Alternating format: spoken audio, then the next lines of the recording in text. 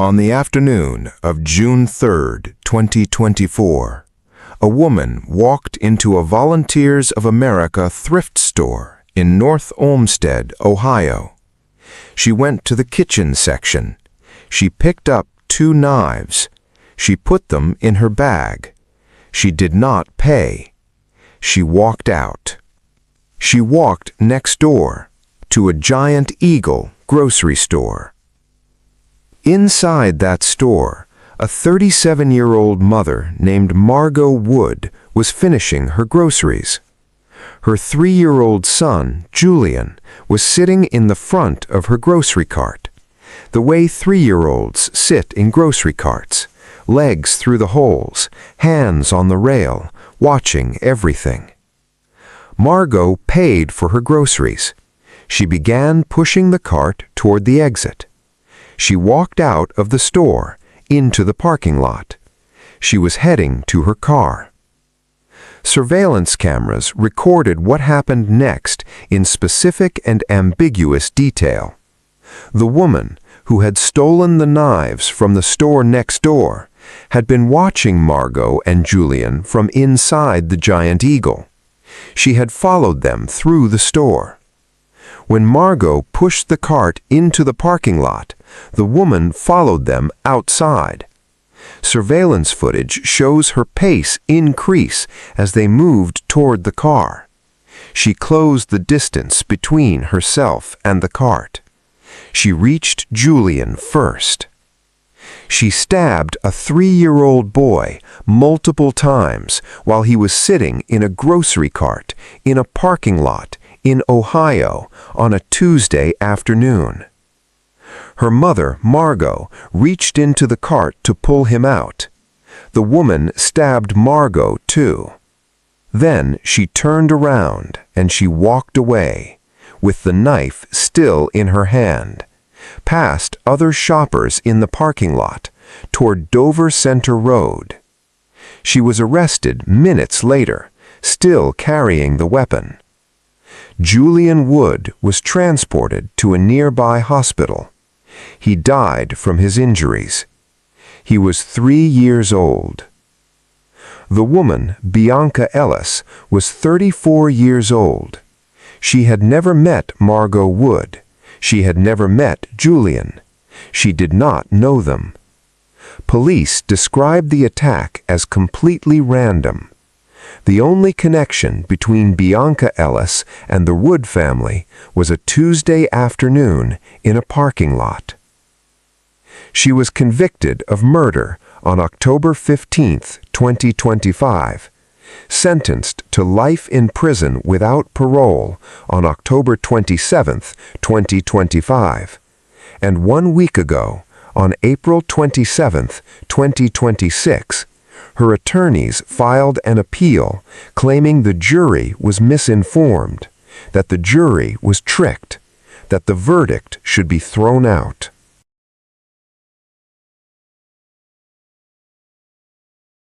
Tonight, the complete case. Julian Wood, the surveillance footage that captured everything, the mental health system that released her 3 days before she killed him, the 13 psychiatric hospitalizations nobody acted on, the arraignment where she giggled and said, "See," the mother who said, "I hate you with every fiber of my being," and the appeal filed last week that is asking a court to set her conviction aside. Every crime leaves a record. Tonight, we read it. Before the surveillance footage and the insanity defense and the appeal brief filed last week, there was a 3-year-old boy, and he deserves more than a paragraph in a case that carries his name. He deserves to be known. Julian Wood was 3 years old. He lived in the Cleveland, Ohio area with his parents, Margot and Jared Wood, and his older brother. His father, Jared, described him at the sentencing hearing as smart, funny, and fearless. He said Julian was a boy who helped encourage his older brother, who is on the autism spectrum, to begin speaking. Think about that for a moment.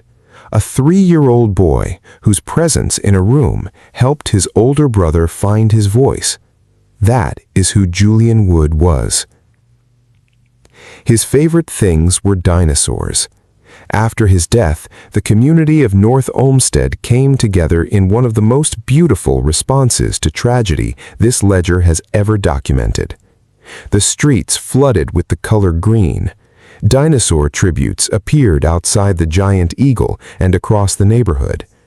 When his funeral procession moved through North Olmsted, the streets were lined with community members holding dinosaurs and wearing green. Nearly 1,000 runners showed up for the first annual Juju Dino Dash, a 5-kilometer race held almost exactly a year after his death, honoring a 3-year-old boy they had never met. The community adopted his memory and has not let it go. His mother, Margot, survived the attack. She was stabbed when she reached into the cart to pull Julian to safety. Her first and only thought in the moment her son was being attacked was to shield him with her body. She was 37 years old. She was treated for her injuries. She recovered. She testified at the trial. She delivered a victim impact statement at the sentencing hearing that will be covered in detail later in this script. The 5 words she said directly to Bionca Ellis at that sentencing are among the most powerful words any victim's family member has ever spoken in an Ohio courtroom. Jared told the judge at sentencing, "Our hearts will forever be missing a piece." He described the moments they should be having with Julian that have been stolen from them. He described the particular cruelty of losing a child to a random attack. No motive, no grievance, no history. A woman who did not know his son's name made a decision in a parking lot on a Tuesday afternoon. And Jared Wood has spent every day since that Tuesday living in the space that decision created.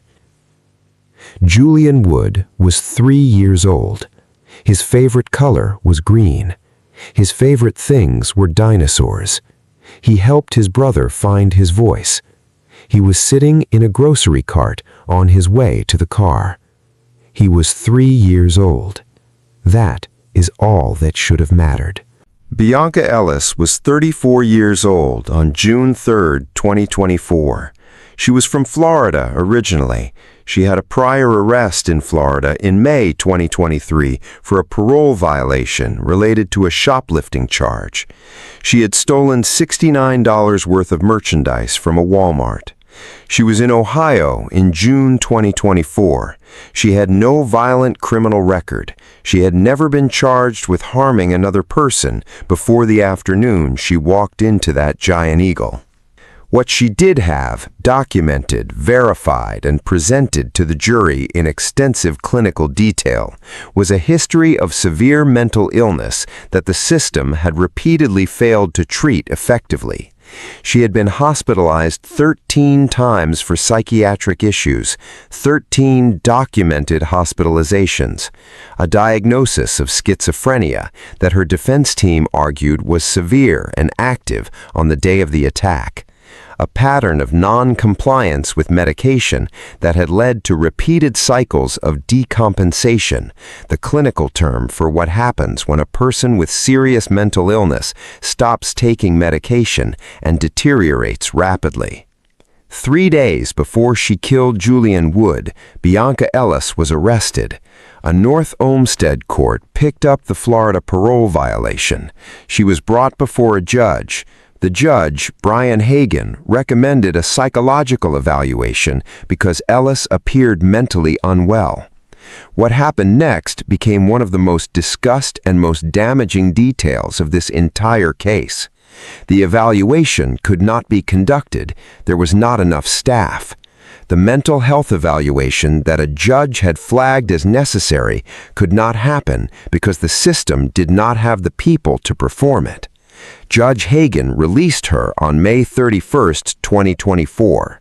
Her bond was set appropriately for a nonviolent misdemeanor. He later explained his decision to reporters. No signs of mental distress, no signs of previous violent acts, nothing to send up alarms. He said he was confident the court had handled the matter by the letter of the law. 3 days later, Bionca Ellis stole 2 knives and walked into a grocery store. This detail, the 3-day gap between her release and Julian's death, has fueled an ongoing conversation about the American mental health system that extends far beyond this case. How many Bionca Ellises are there? How many people with 13 documented psychiatric hospitalizations are cycling through courts and jails without receiving the treatment that could prevent the next Tuesday afternoon in a parking lot? The prosecution acknowledged Ellis has a mental illness. They acknowledged it clearly. What they argued, and what the jury ultimately found, is that acknowledgement of mental illness is not the same as a finding of legal insanity, and that the mental health system's failures, as real as they are, as documented as they are, do not transfer moral and legal responsibility from the person who committed the act. Both of those things are true simultaneously, and both of them live in this ledger. The documented sequence of June 3, 2024, begins at approximately 2:30 in the afternoon. Surveillance footage from multiple cameras across 2 adjacent properties captured what happened from the moment Bionca Ellis approached the Volunteers of America thrift store on Lorraine Road in North Olmsted, Ohio, to the moment North Olmsted police officers arrested her on Dover Center Road minutes after the attack. At the Volunteers of America store, surveillance footage recorded Ellis in the kitchen section. She took 2 knives. A gray knife with a black handle was the one she used. She walked out without paying. The store had a Volunteer of America sticker on the blade when investigators recovered it from the scene. She then walked next door to the Giant Eagle grocery store at the corner of Lorraine Road and Dover Center Road. She entered the store at approximately 5:58 p.m. Inside the Giant Eagle, investigators established through surveillance footage that Ellis spotted Margot and Julian inside the store. She followed them. She did not approach them inside. She tracked them through the aisles to the checkout. She watched Margot pay for the groceries. She followed them to the exit. She followed them out into the parking lot. In the parking lot, surveillance footage shows Ellis's pace increasing as Margot pushed the cart toward the car. The attack lasted seconds. Ellis reached Julian first. She stabbed him multiple times in the cart. His wounds included a cut to his cheek that severed his tongue, and a wound to his back so deep it sliced his lung. When Margot reached into the cart to pull Julian out, Ellis stabbed her too. Her own words at the scene, captured by body camera and played in court, were, "Don't worry about me." She was bleeding. Her son was bleeding worse. She said, "Don't worry about me." Ellis turned away from the cart. She walked across the parking lot with the knife still in her hand, past other shoppers. A witness named Travis Bush testified that he watched the entire attack and saw Ellis walk away completely calmly. When someone asked her if she knew she had stabbed a child, she shrugged. Police arrived minutes later. They found her on Dover Center Road, walking toward the road. They ordered her to the ground. She complied immediately. She was arrested without incident. The blood-covered knife was found in a rock bed near the curb. She was still carrying it. Detective Sean Ventry, the lead detective on the case, testified that when he arrived at the Giant Eagle parking lot, he saw Julian lying in a pool of blood. He described the scene as chaos. People were surrounding the boy, unsure of what to do. EMS worked on Julian at the scene before transporting him to a nearby hospital. He died from his injuries. He was 3 years old. He had been sitting in a grocery cart heading to the car with his mother.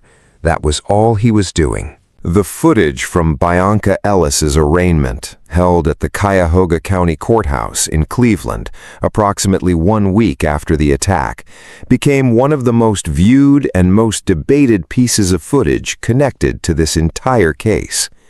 What it shows is something that had every person who watched it asking the same question, the question that would define the entire legal battle that followed. Is this what severe schizophrenia looks like in an unmedicated person? Or is this what guilt being processed by a broken mind looks like? The jury ultimately had to decide, but the footage put both possibilities on display simultaneously in a way that no amount of expert testimony ever fully resolved. Ellis entered the courtroom. Judge Nancy Russo addressed her and asked if she understood the charges. Ellis did not respond. She appeared disengaged, looking around the courtroom with an expression that multiple observers described as inappropriate and disconnected. When the judge read the charges aloud, charges that included the murder of a 3-year-old child, Ellis could be seen smiling, not grimacing, not reacting with horror or distress, smiling. When Russo asked if she was going to plead not guilty, Ellis at first giggled. Then she said sí, the Spanish word for yes, instead of answering in English. She eventually said yes. The footage was broadcast nationally. It was described by commentators, legal analysts, and ordinary viewers in terms that ranged from deeply disturbing evidence of mental illness to performance to the absence of any recognizable human response to the weight of what she was being charged with. Her own defense team would later point to this footage as visual evidence of the severity of her untreated schizophrenia. The prosecution would point to the same footage and argue that what it showed was not psychosis. It was a woman who had committed an act of rage and now was cycling through the consequences with a fractured but functioning awareness of what was happening around her. Julian's father, Jared Wood, spoke at the arraignment before the judge set bail. He stood in that courtroom 1 week after burying his son and said, "Your Honor, the day, 1 week ago, she took everything from us. There is nothing that could ever replace my son or anything that my wife or I or even my other kids are going through. It's horrendous." He asked the judge to do whatever she could to keep Ellis behind bars. Judge Russo set bail at $5 million, the highest she had the authority to set. Ellis remained in custody from the day of her arrest through the trial, the conviction, the sentencing, and into the appeal she filed last week. She has been incarcerated without interruption since June 3, 2024. The trial of Bionca Ellis began on October 6, 2025, in the Cuyahoga County Court of Common Pleas before Judge John Russo. It lasted 9 days, and from the very first opening argument, both sides agreed on something that almost never happens in a murder trial. They agreed on the facts. Neither side disputed that Bionca Ellis had stolen the knives, followed the family, and committed the attack. The entire trial, every expert, every witness, every argument across 9 days was about a single question. Was Bionca Ellis legally insane when she did it? The defense built their case on her documented psychiatric history. Forensic psychiatrist Dr. Sarah West testified for the defense that Ellis suffered from severe schizophrenia and was in a state of acute pro-psychosis during the attack. Dr. West testified that Ellis was experiencing a break from reality so complete that she could not understand the wrongfulness of her actions at the time she committed them. The defense pointed to the 13 hospitalizations, the non-compliance with medication, the documented deterioration in the months before June 2024, the fact that she walked past multiple people in that parking lot without attacking anyone, which the defense argued showed disorganized rather than targeted thinking. The prosecution fired back with their own expert.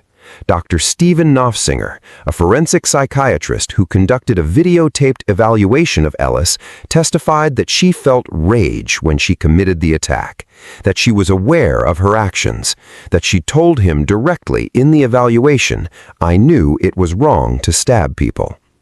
Dr. Knopfsinger testified that Ellis was angry, not delusional, that her actions showed organization rather than disorganization, that she had selected her target, followed her target, and waited for the parking lot before attacking, behaviors consistent with awareness and intent rather than psychotic confusion. The prosecution also pointed to her behavior after the attack. She walked away calmly. She shrugged when asked if she knew she had stabbed a child. She said, "lawyer," in interviews with officers, a response that requires understanding the legal system well enough to invoke a right. At her arraignment, she smiled and giggled. At no point in the documented record did she display what prosecution experts characterized as the confused, disoriented behavior of a person who did not understand what had happened. Margot Wood, Julian's mother, took the stand and testified about the attack. She described watching her son be stabbed while sitting in the cart she was pushing. She described trying to pull him out. She described being stabbed herself. She described what she said at the scene, "Don't worry about me," while she was bleeding and her son was dying. The courtroom was in silence for the entirety of her testimony. The jury deliberated 8 hours across 2 days. On October 15, 2025, they returned a verdict of guilty on all charges. 10 felony counts, including murder, attempted murder, and additional charges related to the attack on Margot Wood. The insanity defense was rejected completely. Every count, every charge, guilty. Julian's parents stepped outside the courthouse after the verdict was announced. Margot Wood spoke to reporters. She said, and these words belong in this ledger permanently, "We just want to thank everyone for the love and support for our son.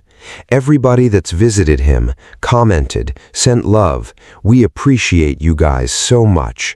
This was for him today." She said it standing outside a courthouse where she had just testified about watching her son be stabbed in a grocery cart. She said it with the composure of a woman who had been waiting for this moment since June 3, 2024, and was not going to spend a single second of it on anything else than honoring the child she lost.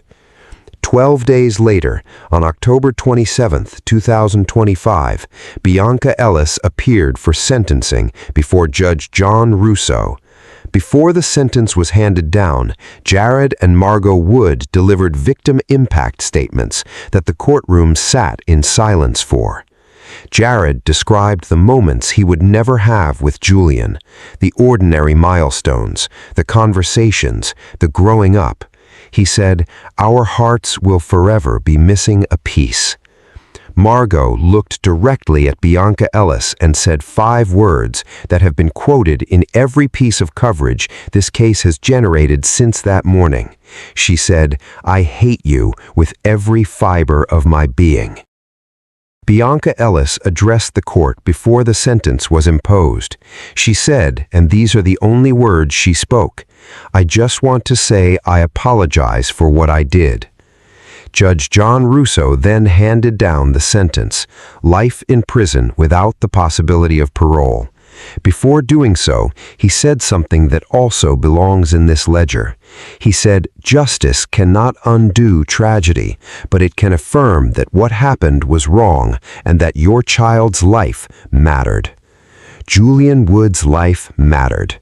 The judge said it, the 1,000 people who ran the Juju Dino Tash said it, the community that lined the streets with green and dinosaurs said it. The father who described all of our hearts forever missing a piece said it. The mother who told a woman who stabbed her son in a grocery cart that she hated her with every fiber of her being said it in the loudest possible way.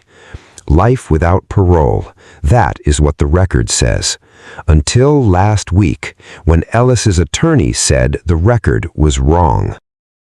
On April 27, 2026, 1 week ago, Bionca Ellis's attorneys filed an appellate brief with the Cuyahoga County Court of Appeals. That brief is why this case is trending again right now. And what is in that brief is significant, not because it is guaranteed to succeed, but because the arguments it makes go to the heart of how mental illness and criminal responsibility intersect in American courts. The appeal makes three primary arguments. The first argument is about the expert witness. The prosecution called Dr. Stephen Knopfsinger to rebut the defense's insanity claim.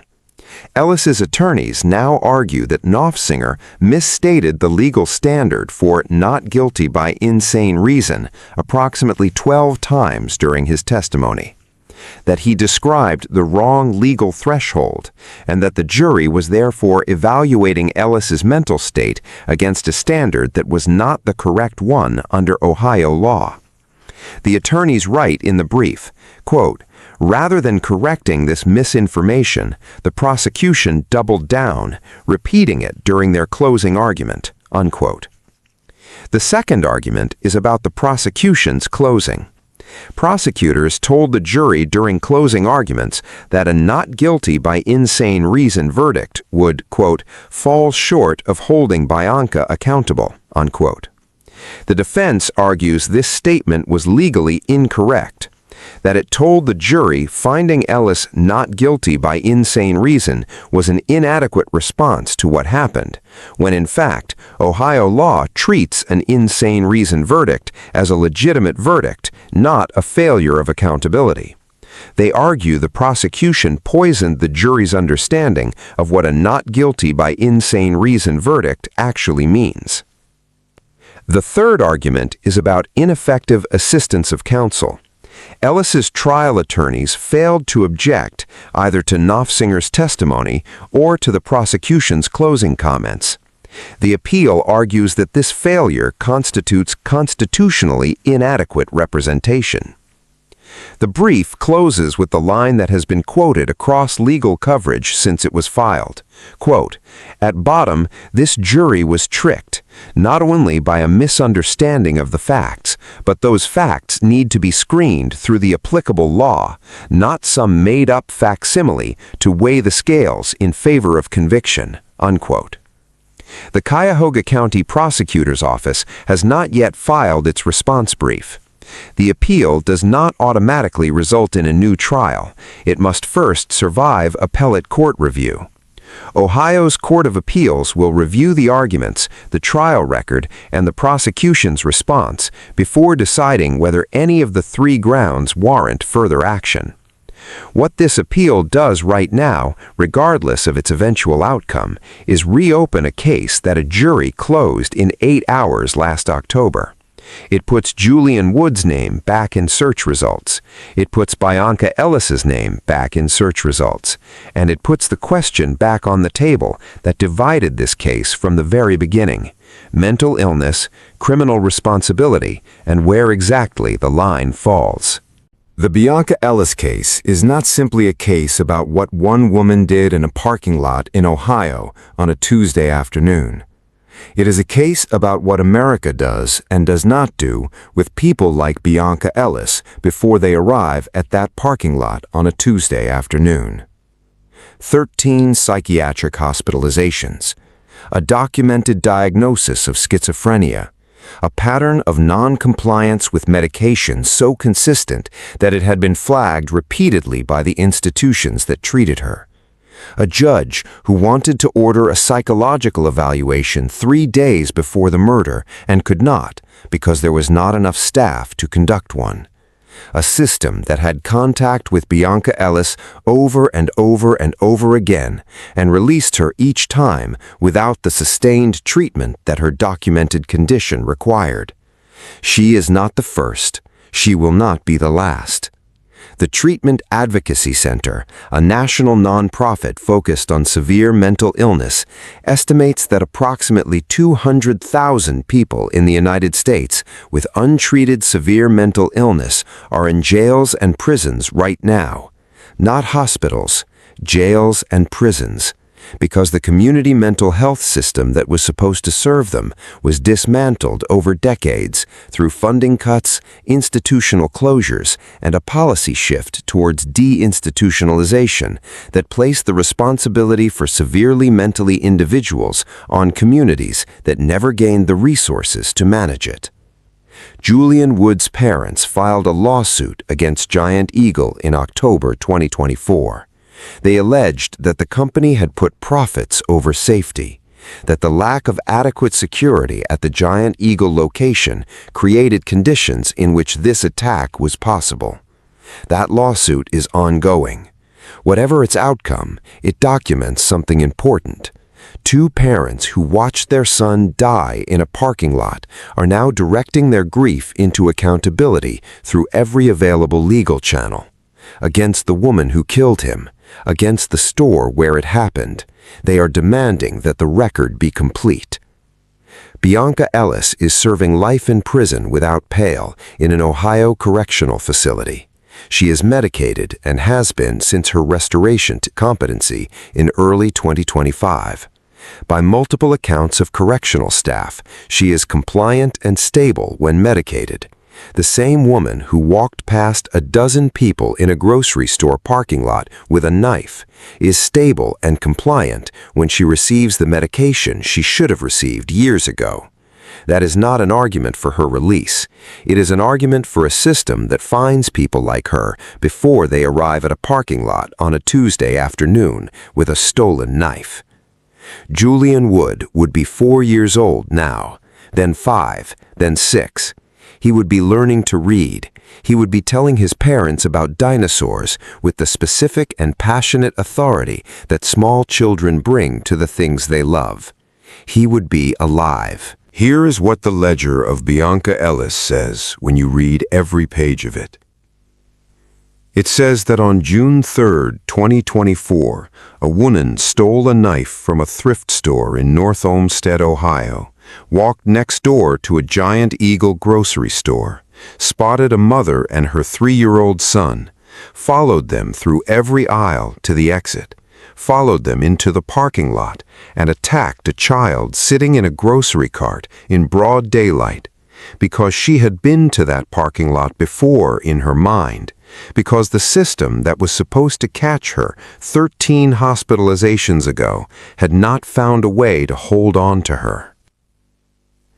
It says that Margot Wood reached into that cart and tried to put her body between a knife and her son and was stabbed for it, and said, "Don't worry about me," while she was bleeding, and that those 4 words, "Don't worry about me," are the most complete description of what a mother is that this ledger has ever held. It says that Julian Wood was 3 years old, that his favorite things were dinosaurs, that he helped his brother find his voice, that the streets of his neighborhood turned green for him, that 1,000 people ran for him, that his father said, "All of our hearts will forever be missing a piece," and that his mother looked at the woman who killed him and said, "I hate you with every fiber of my being," and that she meant every single word. It says that a jury deliberated for 8 hours and found Bionca Ellis guilty on all 10 counts, that a judge sentenced her to life without parole and said justice cannot undo tragedy, but it can affirm that your child's life mattered, and that 1 week ago her attorneys filed an appeal claiming the jury was tricked. The Cuyahoga County Court of Appeals will decide whether that claim has merit. I will cover every development the moment it happens. And it says this, the final entry, the one that belongs at the center of every conversation about this case and every conversation about the system that failed to prevent it. Julian Wood was 3 years old. He was sitting in a grocery cart. He was heading to the car. He was with his mother. He was safe. And then he wasn't. And the question this case leaves open, the one that no verdict and no appeal and no lawsuit will ever fully close, is how many more children are in grocery carts right now in parking lots across America, whose safety depends on a system that does not have enough staff to conduct a single evaluation. Subscribe to the Guilt Ledger. Turn on every notification. Every development in this case comes here first.